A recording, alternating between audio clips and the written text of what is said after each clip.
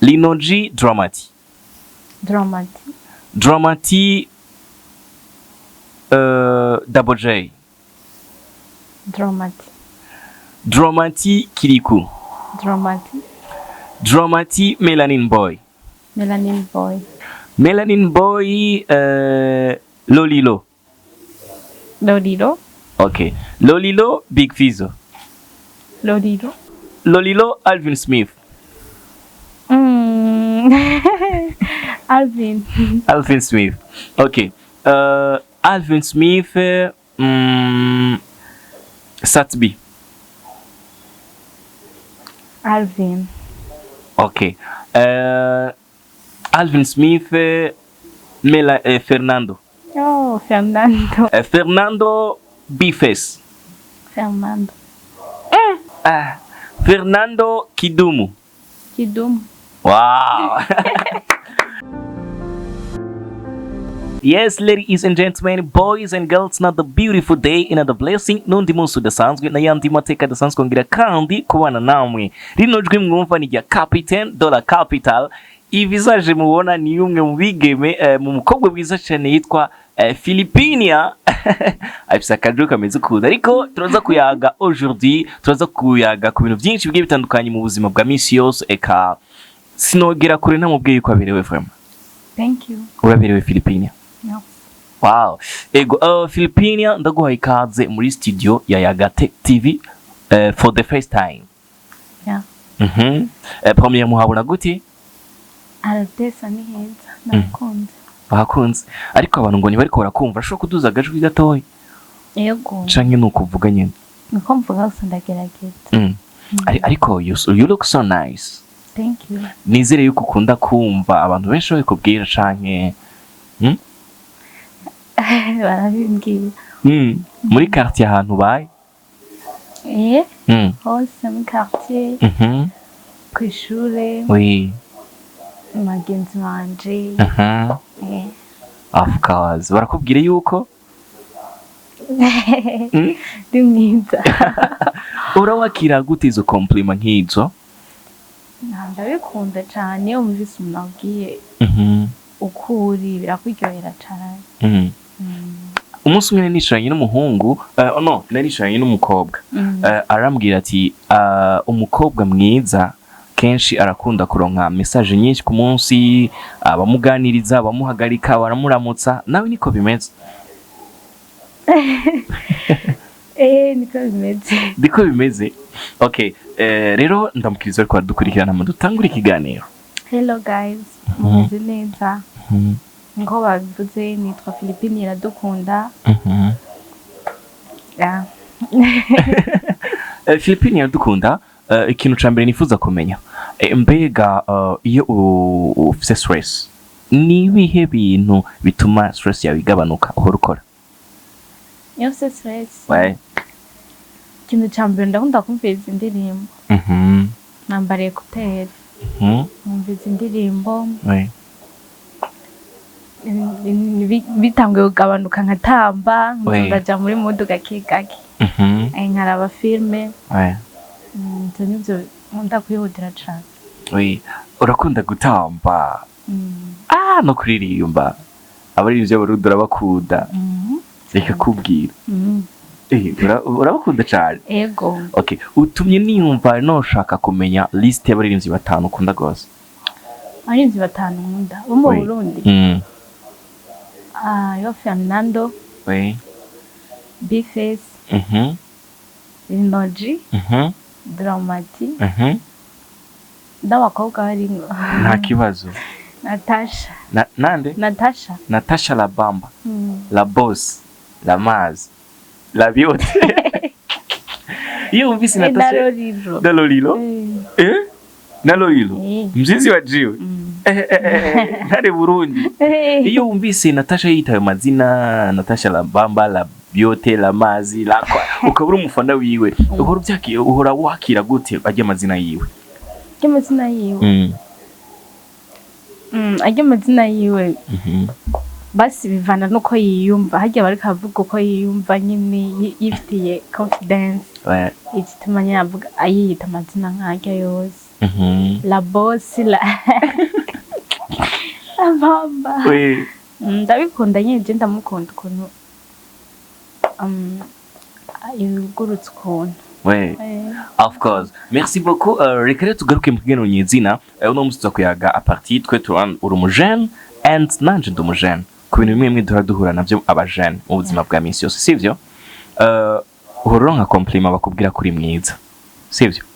Nca nifuza kumenya umunsi wa mbere umuhungu aza kukudraga. Mwebwe abakobwa premièrement. Iyo ubonye umuhungu aje kukudraga, ni ikihe kintu canke aje kukuramutsa? Duhere ngaho arakubonye umuhungu ntumunzi, sivyo? Ariko arakuramukije. Mwebwe niki kintu muramwiyumvirisha mbere? Akuramukije aho mu gihura, ariho mu gihuri rya mbere mu jene aberewe arakuramukije, muramwiyumvira iki mwebwe? Abakobwa muri rusange konse twiyumvira basi tubate nka jewe duhuye tutazinanye uri umuhungu gacu ndamutsa mbona ibintu bisanzwe nta birebire ndiyumvira ndakuramutsa nkabandanya ngenda kese ari ibindi nawe uvuze birenze ibyo mbona. Bisigura mwama muri gutwi kuba murindiye imbega umuhungu aza kumbwira iki? Ivyo ashobora kuvyiyumvira nuko ndamukije yambwiye ikintu tuzinanye avyumvira gusa ntubimubwire. Ubona mutazinanye akakuramutsa mba mbona ibintu bisanzwe nyene asi salutation gusa n'ibintu bisanzwe. Ego nshaka kumenya, sivyo? Mbega abakobwa mwebwe mukunda umuhungu ameze gute? Umuhungu ameze gute? Bivana n'umuntu wariwe. Twese ntidukunda abahungu bafite comportement zimwe. Bivana n'umuntu, hariho umuntu akunda izi comportement n'undi akunda izi, usanga bitandukanye, ntabwo ari twese. Iyo bavuze ati abakobwa bubu bakunda amahera, si nk'abakobwa ba kera, ico kintu mwebwe abakobwa mushakira gute? Wavuze abakobwa bubu bakunda amahera, si nk'abakobwa ba kera. Udusanga basi bavuze la majorité ko bayakunda, ariko ntabari bose. Ntabari bose. Kandi babivuze uko baba bashitse kuvuga yuko imico ya kera yahindutse basi. Yahindutse nivyo nibaza. Amafaranga y'umuhungu araryoshe cyane. Ndamaze kumva majorité y'abakobwa bavuga ko amafaranga y'umuhungu araryoshe cyane. Ni kuki amafaranga y'abahungu abanezera cyane mwebwe abakobwa?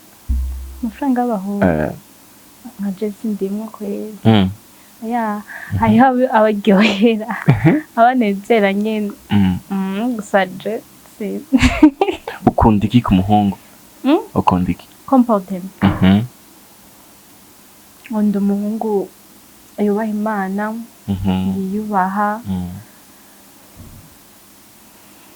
No guys, uriko muradukurikirana, why mwebwe mukunda abahungu bakunda Imana biyubaha, ariko ugasanga abakobwa benshi iyo babajije kino kibazo bakubwira ati dukunda umuhungu yiyubaha ameze ukunuko, ariko nabo ugasanga nibifashe gutyo, ugasanga siko bameze. Yego, Mico gihe hariho umukobwa bakubwiye comportement akunda ku muhungu, n'umuhungu naho araza akakubwira comportement akunda ku mukobwa. Ashobora kukubwira umukobwa akakubwira comportement akunda ku muhungu, nyimba aranse uwo muhungu afite izo comportement nawe azomubwiriza akunda. Sanze batahuje n'ukunyasira guhuza nyine. Ushaka gusanga rero umukobwa atari kameze ariko akunda umuhungu ameze uko.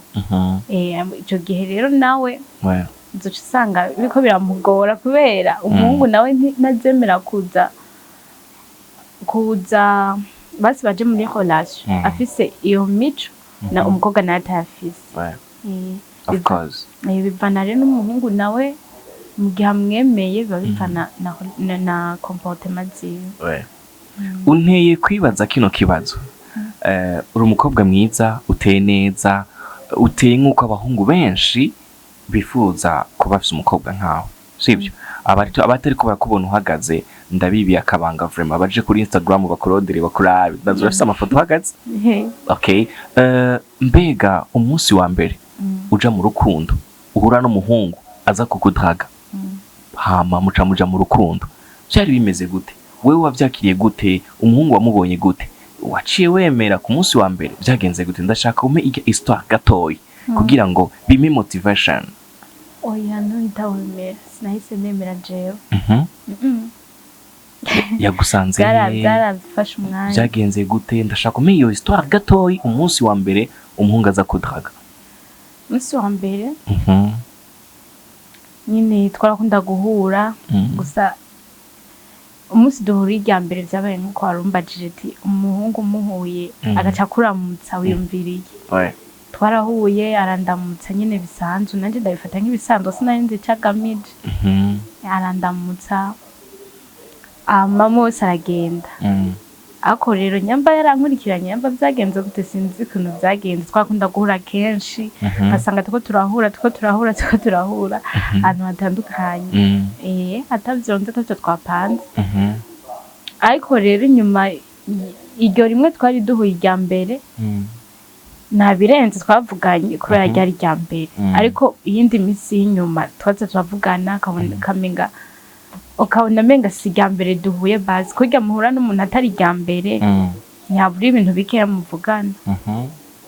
Tukaganira bisanzwe nkaguma mbona ibintu bisanzwe. Tumaze guhura gatatu cubona menga abaye mugenzi wawe aransaba tuba best bisanzwe. Aba best mbona menga ibintu bisanzwe kwa twakunda guhura kenshi ndavuga ati twaye abagenzi naco bitwaye. Twaye abagenzi haraje igihe kirekire gusa uko duhuye no munsi ibyo twaganira no munsi ejo haje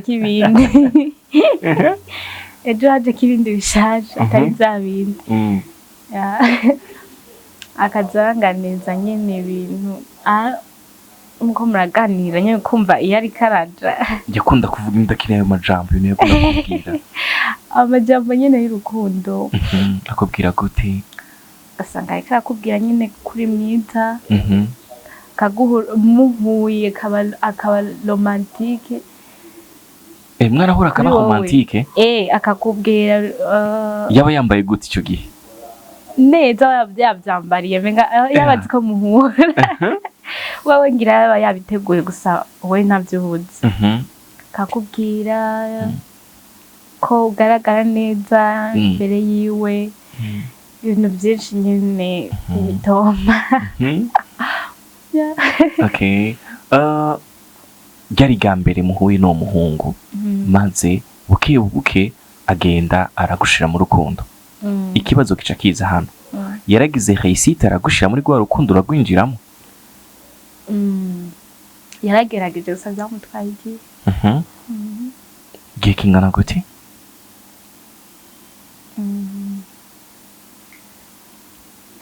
Ndacibuka gusa arazi igihe kirekire. Basi kuva tumenyana nsubije inyuma nkimvira aho twamenyaniye n'igihe dukundaniye nabona yuko atari hafi. Hari haciye igihe kinini cane. Ego cane. Barakunda kuvuga ati urukundo rurababaza kandi ruratuma benshi barira. Nivyo? Urukundo rubabaza gute? Rurababaza mu gihe uwo muri relation ni bimwe nabwira bya comportement. Urashobora kuja muri relation n'umuntu ugasanga afise comportement ziminyegejemo wowe utamu basi mu gihe urubona nyene ukamukunda utazi byinshi kuri we. Urashobora kuba barugiye urabona akora ibintu bikagutungura ukavuga ati ni wa undi narinzi canke n'uwundi agasanga nyene afise comportement mudakunda utigeze ubona imbere. Kubera umuntu iyo umukunda ni gake ubona amakosa yiwe. Ni gake ubona amakosa yiwe gusa nyene ugatinda ukabibona mu nyuma ukababara. Ugasanga uriko urababara bikagukorera ibintu udakunda. abahungu bariko baradukurikirana muri uno mwanya kuri Agate TV bariko baraturaba. Hariho umuntu ashobora kuvuga ati hariho imvugo abakobwa mukunda gukoresha muvuga ati abahungu n'abana babi. Sivyo? Bamaze kuvyumva? Muba mubikuye kuki nk'abahungu bariko baradukurikirana ngaha baronka icigo. Abahungu n'abana babi. N'abana babi. Nka jewe muri make uvuze ati umuhungu n'umwana mubi. Nuko tuba tumaze kuja muri relation ndamuzi. Nkaba ndamuzi ati afise comportement zimeze uku. Yarambabaje mu buryo ubu n'ubu sishobora kuvuga muri rusange ngo n'abana babi kubera hari igihe si bose bazi kubera si bose twakundanye oya gusa umwe wese ahuye n'umwe akamenya akabona uburyo yamubabajemo ni kumwe bavuga ati mbe bavuga gute mu Kirundi ngo umuryango abumwe agatukisha umuryango usanga yabivugiye muri rusangi ngo abahungu n'abana babi kubera hariho umwe bahuye akamubabaza kumva zitandukanye. Okay. Neza cyane ubidusiguriye neza ni ibintu bitahurise cyane kandi ndaryohewe ndashaka ndamukiriza abahungu bose bakora dukurikirana. Ndabaramukije guys. Meze neza. Muze muririnda kubabaza abasheri banyu barababara nyene ugasanga ko babifatira muri bwinshi ariko usanga uri umuhungu nawe ukaca wumva sikumeze. Hariho abahungu bababara nabo bumvise ko bavuga abakobwa bavuga la majorité y'abahungu ngo baraba n'abana babi kandi bien sûr hariho abahungu batameze uko si bose bazi oya si bose n'ukuri bivana n'uwo mwahuye wewe nyambo uwo mwahuye yarakubabaje uca ugenda bavuga ngo abahungu n'abana babi ariko n'ubundi mushobora guhura ukabona neza yuko ataco muhora. Merci beaucoup. Turayaze kuvyerekeye amour gatoyi abariko baradukurikirana bumvise aho uhagaze kuvyerekeye amour no kwiryohera sivyo reka tugaruke mu munezero ukwidagadura sivyo ora tubwiye baririmbye ukunda ndafise akabazo k'amatsiko nako kavuga gutyo Fernando B-Face Dramati Lino G Dramati Melanin Boy n'abaririmbyi b'abarundi Double J Kiriku n'abaririmbyi b'abarundi sivyo kandi babikora neza ariko rero tugomba tugire top 10 y'abaririmbyi biwawe sivyo. Okay, wewe urazura cagura Lino G Dramati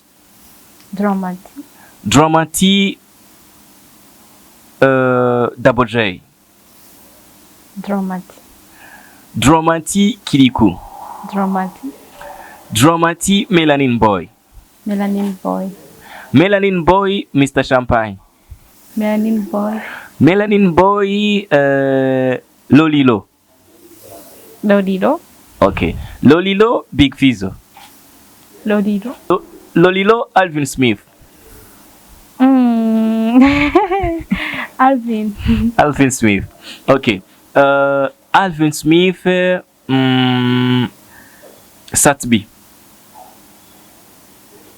Alvin okay Alvin Smith Fernando Fernando okay Fernando Kiriku Fernando B-Face Fernando with design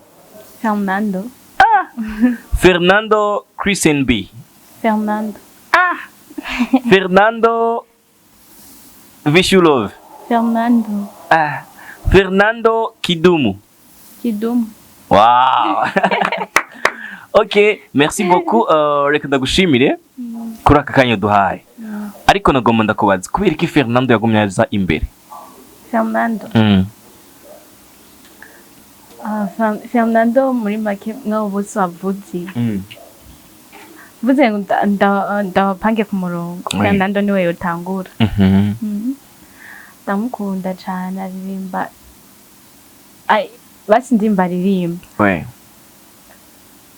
zituje zimwo harimwo information Ouais. amajambo meza. Niyi ndirimbo ya Fernando ukunda cane gose iyo yumvise wumva umubiri umerereje? La vie. La vie. C'est ça la vie. Okay. Merci renda gushimira ku mwanya tumaranye tuyaga dutera inkuru n'ingene wadutembereye muri studio za Yaga Tech TV. Sivyo? Wakoze cane. Namwe mwakoze. Nyibutsa Instagram yawe, Facebook, ego kwingene umuntu ashobora kugutora ku mbuga ngurukana bumenyi. Okay. Instagram nitwa Vania. Iradukunda. Facebook nitwa Nini. Iradukunda. Na ndafise n'indi yitwa Philippine Iradukunda. Okay, merci beaucoup kuri wadukurikiranye, ndagushimira OG kuri kamera ya Yaga Tech TV. Ndagushimira umuntu wari kurakurikirana, wewe uza gukwandika commentaire, Imana iguhezagire. Turi kumwe, uri kumwe nanje. Bye bye. Ciao ciao.